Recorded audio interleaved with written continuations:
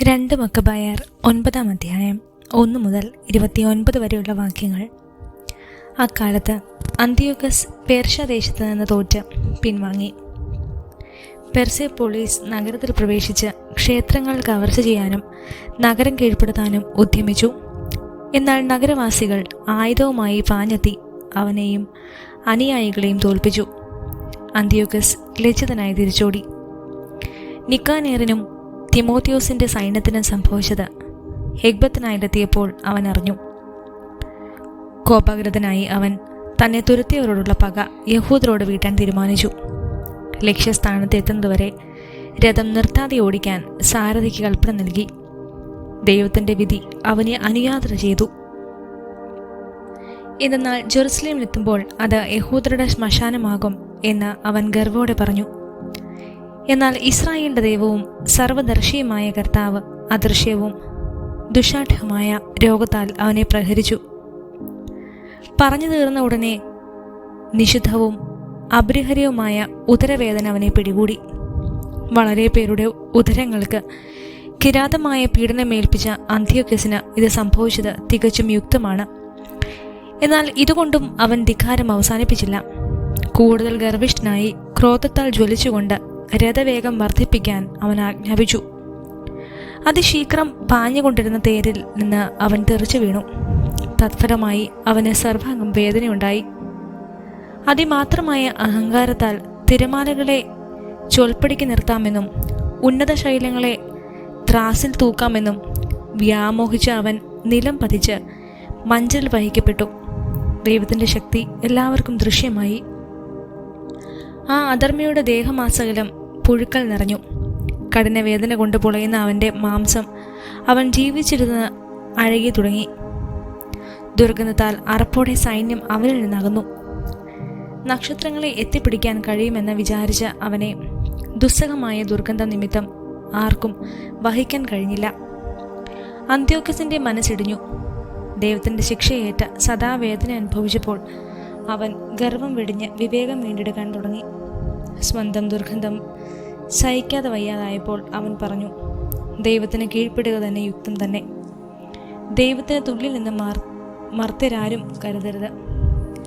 കർത്താവിൻ്റെ കൃപ നിഷേധിക്കപ്പെട്ട ആ മ്ലേച്ഛൻ അവിടുത്തോട് പ്രതിജ്ഞ ചെയ്തു, ഇടച്ചു നിരത്തി ശ്മശാനമാക്കാൻ വെമ്പൽ കൊണ്ട നഗരത്തിന് ഞാൻ സ്വാതന്ത്ര്യം നൽകി.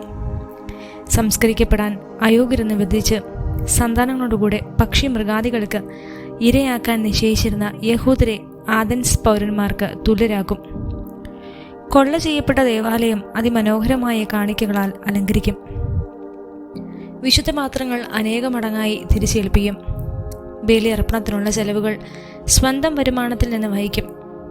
ഇതിനു പുറമെ ഞാൻ തന്നെ യഹൂദമതം സ്വീകരിച്ച് മനുഷ്യവാസമുള്ളിടത്തെല്ലാം പോയി ദൈവത്തിൻ്റെ ശക്തി വിളംബരം ചെയ്യും. എന്നാൽ ദൈവം തൻ്റെ മേൽ ന്യായവിധി നടത്തുന്നതിനിൽ പീഡിതകൾക്ക് ഒരു ശ്മശനവും ഉണ്ടാകില്ലെന്ന് കണ്ട് അന്തിയോക്കസ് പ്രത്യാശ വെടിഞ്ഞ യാചന രൂപത്തിൽ യഹൂദർക്ക് ഇങ്ങനെ എഴുതി: ഉത്തമന്മാരായ യഹൂദ പൗരന്മാർക്ക് അവരുടെ രാജാവും സൈന്യാധിപനുമായ അന്ത്യോക്കസ് ആരോഗ്യവും ഐശ്വര്യവും ഹൃദയപൂർവ്വം ആശംസിക്കുന്നു. നിങ്ങളും സന്താനങ്ങളും സുഖമായിരിക്കുകയും നിങ്ങളുടെ അഭിഷ്ടമനുസരിച്ച് കാര്യങ്ങൾ നടക്കുകയും ചെയ്യുന്നെങ്കിൽ ഞാൻ സന്തുഷ്ടനാണ്. ദൈവത്തിലാണ് എൻ്റെ പ്രത്യാശ. നിങ്ങളുടെ മതിപ്പും സന്മനസ്സും ഞാൻ സ്നേഹപൂർവ്വം സ്മരിക്കുന്നു.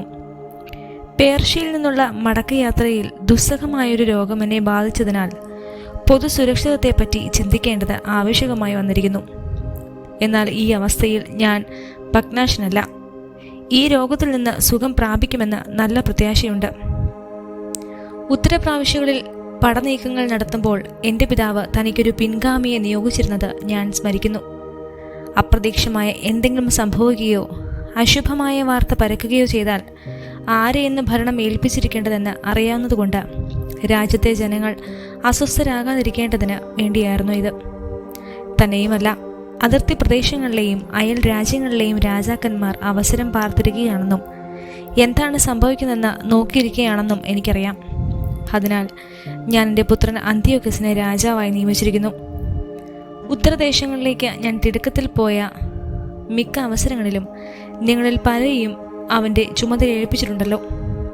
ഈ കത്തിലെ വിവരങ്ങൾ അവനെയും എഴുതി അറിയിച്ചിരിക്കുന്നു. നിങ്ങൾക്ക് ലഭിച്ച പൊതുവും വ്യക്തിപരവുമായ സേവനങ്ങൾ അനുസ്മരിക്കണമെന്നും എന്നോടും എൻ്റെ പുത്രന്മാരോടും നിങ്ങൾ ഇപ്പോൾ കാണിക്കുന്ന സൗമനസ്യം തുടർന്നും കാണിക്കണമെന്നും ഞാൻ അഭ്യർത്ഥിക്കുകയും യാചിക്കുകയും ചെയ്യുന്നു. അവൻ എൻ്റെ നയനം തുടരുമെന്നും നിങ്ങളുടെ സൗമ്യതയും ദയയും കാണിക്കുമെന്നും എനിക്കുറപ്പുണ്ട്. ഘാതകനും ദൈവദൂഷകനുമായ ആ മനുഷ്യൻ താൻ മറ്റുള്ളവരിൽ ഏൽപ്പിച്ചതിന് തുല്യമായ കഠിനവേദന അനുഭവിക്കുകയും അതിദയനീയമായി അന്യനാട്ടിൽ മലപ്രദേശത്ത് വെച്ച് ജീവൻ വെടിയുകയും ചെയ്തു. രാജസേവകരിൽ ഒരുവനായ ഫിലിപ്പ് അവൻ്റെ ജഡം വീട്ടിലെത്തിച്ചു. അനന്തരം അന്ത്യോക്യസിന്റെ പുത്രനെ ഭയന്ന് അവൻ ഈജിപ്തിൽ ഡോളമി ഫിലോമെത്താറിന്റെ അടുക്കൽ അഭയം പ്രാപിച്ചു. 2 മക്കബായർ 10-ാം അധ്യായം 1 മുതൽ 38 വരെയുള്ള വാക്യങ്ങൾ. കർത്താവിനാൽ നയിക്കപ്പെട്ട് മക്കബേയൂസും അനുയായികളും നഗരവും ദേവാലയവും വീണ്ടെടുത്തു. വിദേശീയർ പൊതുസ്ഥലത്ത് സ്ഥാപിച്ചിരുന്ന ബലിപീഠങ്ങളും കാവുകളും നശിപ്പിച്ചു. ദേവാലയം ശുദ്ധീകരിച്ചതിന് ശേഷം അവർ ബലിയർപ്പണത്തിന് മറ്റൊരു പീഠം നിർമ്മിച്ചു. കല്ലുകളൊരുപ്പിച്ച് തീ കത്തിച്ച് ബലിയർപ്പിക്കുകയും കുന്തിരിക്കം പുകയ്ക്കുകയും വിളക്ക് കൊളുത്തുകയും ചെയ്ത് തിരുസാന്നിധ്യാത്മം പ്രതിഷ്ഠിച്ചു.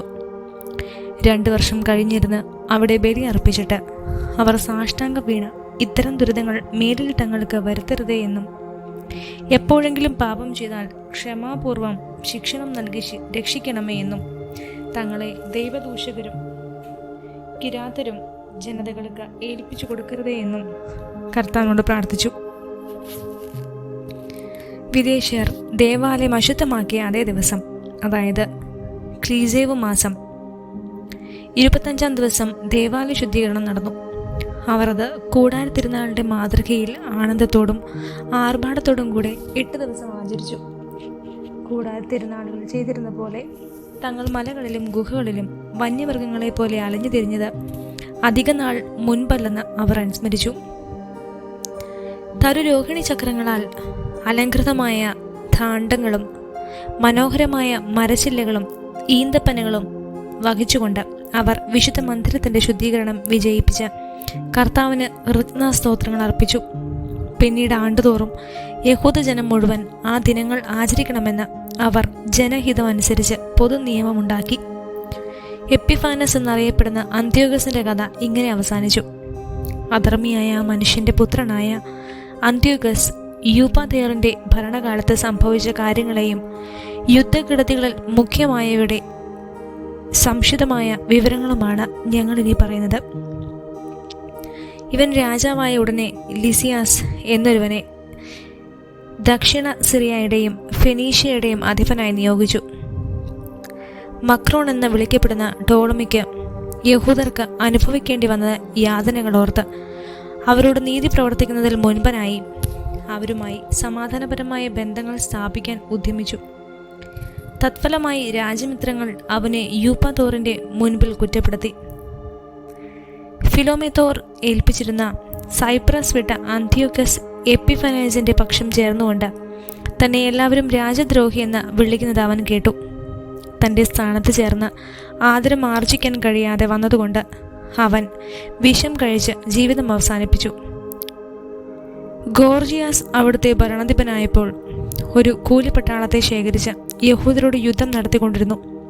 പ്രധാനമായ കോട്ടകൾ കൈയടക്കിയ ഇതുമേയരും യഹൂദരെ അലട്ടി അവർ ജെറുസലേമിൽ നിന്ന് ബഹിഷ്കൃതരാകുന്നവരെ സ്വാഗതം ചെയ്യുകയും യുദ്ധം തുടരാൻ ശ്രമിക്കുകയും ചെയ്തു. മക്കബേയൂസും അനുചരന്മാരും പരസ്യപ്രാർത്ഥന നടത്തി തങ്ങളോടൊപ്പം യുദ്ധം ചെയ്യണമെന്ന് ദൈവത്തോട് യാചിച്ചുകൊണ്ട് ഇതുമേയരുടെ കോട്ടകളിലേക്ക് പാഞ്ഞു ചെന്നു. ശക്തിയോടെ ആക്രമിച്ച് ആ സ്ഥലങ്ങൾ കൈവശപ്പെടുത്തുകയും കോട്ടകളിൽ നിന്ന് പോരാടിയവരെ തുരത്തുകയും നേരിട്ട് എതിർത്തവരെ വധിക്കുകയും ചെയ്തു. 20,000-ൽ കുറയാതെ പടയാളികൾ കൊല്ലപ്പെട്ടു. ഉപരോധം ചെറുക്കാൻ സജ്ജമായിരുന്ന 2 ബലിഷ്ഠ ഗോപുരങ്ങളിലായി 9,000 പേരും ആളുകളും അഭയം പ്രാപിച്ചു. മക്കബേയൂസ് അവരെ ആക്രമിക്കുന്നതിന് മതിയായ ഒരു സേനയോടുകൂടെ ഷിമയോനെയും ജോസഫിനെയും ഒപ്പം സക്കേവൂസിനെയും അവൻ്റെ ആളുകളെയും അവിടെ നിർത്തി. തൻ്റെ സാന്നിധ്യം അത്യന്താപേക്ഷിതമായ സ്ഥലങ്ങളിലേക്ക് അവൻ പുറപ്പെട്ടു. എന്നാൽ ഷിമയോനോട് കൂടെ ഉണ്ടായിരുന്ന യുദ്ധക്കൊതിയന്മാരായ ആളുകൾക്ക് ഗോപുരങ്ങളുണ്ടായിരുന്ന ചിലർ കൈക്കൂലി കൊടുക്കുകയും 70,000 ദ്രാഗ്മോ കൈപ്പറ്റി അവരിൽ ചിലർ രക്ഷപ്പെടുന്നതിന് അവർ അനുവദിക്കുകയും ചെയ്തു. ഈ വാർത്ത മക്കബേയൂസിൻ്റെ അടുത്തെത്തി. അവൻ ജനനേതാക്കളെ വിളിച്ചുകൂട്ടി.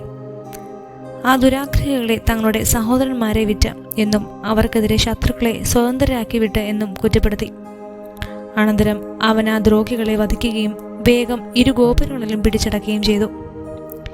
താൻ ഏറ്റെടുത്ത യുദ്ധങ്ങളിലെല്ലാം വിജയം വരിച്ച മക്കബേയൂസ് 2 ഗോപുരങ്ങളിലുമായി 20,000 ആളുകളെ വധിച്ചു. യഹൂദർ മുൻപ് തോൽപ്പിച്ചോടിച്ച തിമോത്തിയോസ് വലിയൊരു കൂലിപ്പടയെയും ഏഷ്യയിൽ നിന്ന് വലിയൊരു കുതിരപ്പടയെയും ശേഖരിച്ച് യൂദയയുടെ പിടിച്ചടക്കാൻ വേണ്ടി പട നീക്കി. അപ്പോൾ മക്കബേയൂസും അനുയായികളും ശിരസിൽ പൂഴി വിതറി അരയിൽ ചാക്ക് ചുറ്റി ദൈവത്തോട് യാചിച്ചു. ബലിപീഠത്തിന് മുമ്പിലുള്ള സോപാനത്തിൽ സാഷ്ടാംഗം വീണ നിയമങ്ങളിൽ പറഞ്ഞിരിക്കുന്നത് പോലെ തങ്ങളോട് ദയ കാണിക്കണമെന്നും തങ്ങളുടെ ശത്രുക്കൾക്ക് ശത്രുവും എതിരാളികൾക്ക് എതിരാളിയും ആയിരിക്കണമെന്നും അവർ അവിടത്തോട് പ്രാർത്ഥിച്ചു.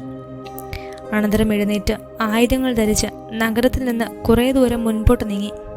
ശത്രു സങ്കേതം സമീപിച്ചപ്പോൾ നിന്നു. പ്രഭാതമായതോടെ 2 സൈന്യങ്ങളും ഏറ്റുമുട്ടി.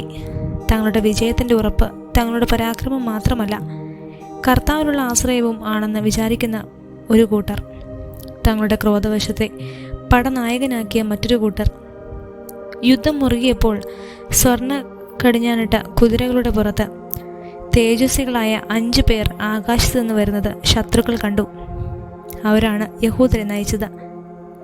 അവർ മക്കബേയൂസിനെ മുറിവേൽപ്പിക്കാതിരിക്കാൻ ചുറ്റും നിന്ന് തങ്ങളുടെ പരിചകളും ആയുധങ്ങളും കൊണ്ട് അവനെ സംരക്ഷിച്ചു. അവർ ശത്രുവിൻ്റെ മേൽ അസ്ത്രങ്ങളും ഇടിവാളുകളും അയച്ച് അവരെ അന്താളിപ്പിച്ച് അന്ധതയിലാഴ്ത്തി ചിതറിക്കുകയും വധിക്കുകയും ചെയ്തു. 600 കുതിരപ്പടയാളികൾക്ക് പുറമെ 20,500 പേർ വധിക്കപ്പെട്ടു. കെരയാസിന് കീഴിലുള്ള സുശക്ത കാവൽ സേനയോടുകൂടെ ഗസറ എന്ന കോട്ടയിലേക്ക് തിമോത്തിയോസ് പലായനം ചെയ്തു. മക്കബേയൂസും അനുയായികളും സന്തുഷ്ടരായി. അവർ അതിനെ 4 ദിവസം ഉപരോധിച്ചു. ഉള്ളിലുണ്ടായിരുന്നവർ കോട്ടയുടെ ഉറപ്പിൽ ആശ്രയിച്ചിരുന്നതിനാൽ കഠിനമായ ദൈവദൂഷണം പറയുകയും അസഭ്യവാക്കുകൾ വർഷിക്കുകയും ചെയ്തു. എന്നാൽ 5-ാം ദിവസം പ്രഭാതത്തിൽ മക്കബേയൂസിന്റെ സൈന്യത്തിലെ 20 യുവാക്കന്മാർ ആ ദൈവദൂഷണം കേട്ട് കോപം ജ്വലിച്ച് മതിലിലൂടെ ഇരച്ചു കയറി കണ്ടവരെല്ലാം നിർദ്ധയം അരിഞ്ഞു വീഴ്ത്തി. ഇതുപോലെ മതിൽ കയറിയ മറ്റു ചിലർ എതിർത്തു നിന്ന ആ ദൈവദൂഷകരെ പിന്നിൽ നിന്ന് ആക്രമിച്ചു. ഗോപുരങ്ങൾക്ക് തീ വെച്ചു. തീ കൊളുത്തി അവരെ ജീവനോടെ നശിപ്പിച്ചു. ചിലർ കവാടങ്ങൾ തകർത്ത് ബാക്കി സൈന്യത്തെ അകത്ത് കടത്തുകയും നഗരം കൈവശപ്പെടുത്തുകയും ചെയ്തു. ഒരു ജലസംഭരണിയിൽ ഒളിച്ചിരുന്ന തിമോത്തിയോസിനെയും അവൻ്റെ സഹോദരൻ കെരയാസിനെയും അപ്പോളോഫനാസിനെയും അവർ വധിച്ചു. അനന്തരം അവർ ഇസ്രായേലിനോട് വലിയ ദയ കാണിക്കുകയും തങ്ങൾക്ക് വിജയം നൽകുകയും ചെയ്യുന്ന കർത്താവിൻ്റെ കൃതജ്ഞതാ സ്തോത്രങ്ങളോടെ വാഴ്ത്തുകയും